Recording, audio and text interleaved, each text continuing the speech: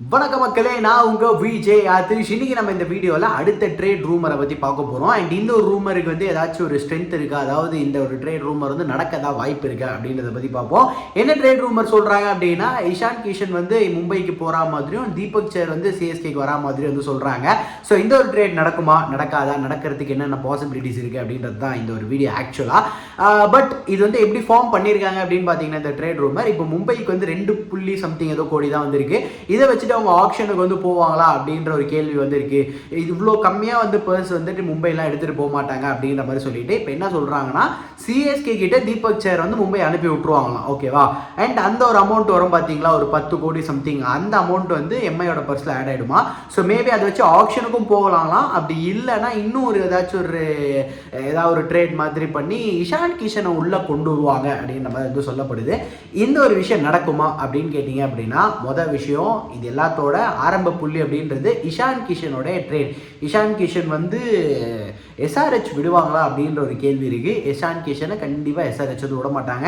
ஏன்னா இப்போ இஷான் கிஷன் போயிட்டார் அப்படின்னா ஒன் டவுனில் யார் இறங்குவாங்க அப்படின்ற ஒரு கேள்வி வந்து இருக்குது. ஸோ அதுக்கு அவங்களுக்கு பேக்கப் இருக்கான்னு கேட்டால் கிடையாது. சரி, ஓகே, இன்கேஸ் அவங்க அந்த ட்ரேட் பண்ணுறாங்க அப்படின்னா ஆப்ஷனில் யார் எடுப்பாங்க?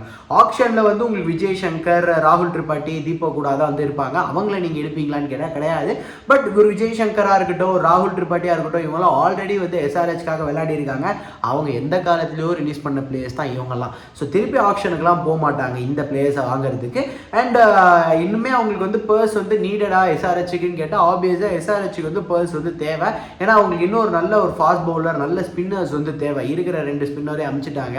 ஸோ மேபி அவங்க இன்னொரு ஃபாஸ்ட் பவுலரை ஏன் எடுக்கலாம் நான் சொல்லுவேன் அப்படின்னா, பேட் கமின்ஸுக்கு கொஞ்சம் இன்ஜுரி வந்து இருக்குது. அண்ட் இன்ஜுரிஸ் அடிக்கடி வர்றதுக்கும் வாய்ப்பு இருக்குது. அதே மாதிரி ஹர்ஷல் பட்டேலுமே வந்து உங்களுக்கு வந்து நிறைய ரன்ஸ் வந்து கொடுப்பாரு. ஸோ இந்த மாதிரியான பவுலர்ஸை தாண்டி உங்களுக்கு இன்னுமே ஒரு பேக்கப்புக்கு ஒரு பவுலர் வந்து தேவை அப்படின்னு வந்து சொல்லுவேன். சிமர்ஜித் சிங்கையும் வந்து ரிலீஸ் பண்ணியிருக்காங்க. சரி, ஓகே, இதெல்லாம் நம்ம ஓரமாக தூக்கி வச்சாலுமே அடுத்து வந்து சிஎஸ்கே வந்து தீபக் சேரை வாங்குவாங்களான்னு கேட்டால் தீபக் சேரை வாங்குறதுக்கு இப்போதைக்கு வாய்ப்பு இல்லை ட்ரேடு மூலயமா. ஏன்னா ஆப்ஷனுக்கு வந்தால் மேபி ட்ரை பண்ணியிருப்பாங்க. மற்றபடி ட்ரேடாக பண்ணுறாங்க அப்படின்னா 10 கோடி ரூபாய் தீபக் சேரை வந்து திருப்பி போக மாட்டாங்க. ஏன்னா கான்வே ரச்சின்லாம் வந்து 6 கோடி 4 கோடின்னு இருக்கும்போதே ரிலீஸ் பண்ணிட்டாங்க. ஆப்வியஸாக தீபக் சேரோட அந்த பவர் பிளே பவுலிங் வந்து சிஎஸ்கேக்கு நீடட் தான். பட் 10 கோடி ரூபாய்க்கு வந்து போக மாட்டாங்க. அப்படியே வந்து 10 கோடியே கொடுக்குறாங்க அப்படின்னா பத்திரானாவை கூட ட்ரேட் பண்ணிட்டு போயிருக்கலாம். ஸோ அந்த மூவ் வந்து அவங்க அப்போவே பண்ணல அப்படின்னா இப்போயும் அந்த மூவ் பண்ணுறதுக்கு ரெடியாக கிடையாது. அண்ட் அதே மாதிரி உங்களுக்கு ஃபாஸ்ட் பவுலர்ஸ் வந்து ஆப்ஷன்லையுமே வந்து எனக்கு தெரிஞ்சு நீங்கள் ஆகாஷ் மத்வால், சிமர்ஜித் சிங் அப்படின்ற மாதிரி வேணால் வந்து சொல்லாமே தாண்டி ட்ரஸ்டபுளாக வந்து மோஹித் சர்மா மாதிரி அதே மாதிரியான ஒரு நல்ல ஃபாஸ்ட் பவுலர் வாழ்க்கை டேக்கு வந்து நீங்கள் வந்து எடுக்க முடியாது. ஸோ அவங்களுமே என்ன பண்ணுவாங்கன்னா தீபக் சேர் வந்து ரிலீஸ் பண்ண மாட்டாங்க. தீபக் சேருக்கு இன்ஜுரி எதாக இருந்தாலுமே வந்து ஷார்துல் தாக்கூர் தான் வந்து உள்ள வருவார். இந்த ஒரு ட்ரேட் என்ன பொறுத்தவரையும் நடக்காது. ஓகேவா? பட் ரீசெண்டாக நிறைய ரூமர்ஸ் வந்து போய்கிட்டு இருக்கு. தீபக் சேரை எல்லோ ஜெர்சியில் உங்களுக்கு பார்க்கணுமா? எனக்கு வந்து வேண்டான்னு தோணுது. ஏன்னா அன்ஷுல் கம்போஜா இருக்கட்டும், கலீல் அகமதா இருக்கட்டும், போன சீசன் ரொம்ப நல்லா பண்ணாங்க. கலீல் ரொம்ப நல்லா பண்ணார். பட் இந்த சீசன் வந்து கலீலே வந்து ரிலீஸ் பண்ண சொல்லி கேட்டதாகவும் வந்து ஒரு விஷயம் வந்து போச்சு. பட் அது பெரிய லெவலில் வந்து வரல. அது வந்து ஒரு சில இந்த ட்விட்டர் ஸ்பேஸில் வந்து பேசும்போது வந்து ஒரு சில டிஸ்கஷன் வந்து நடந்தது.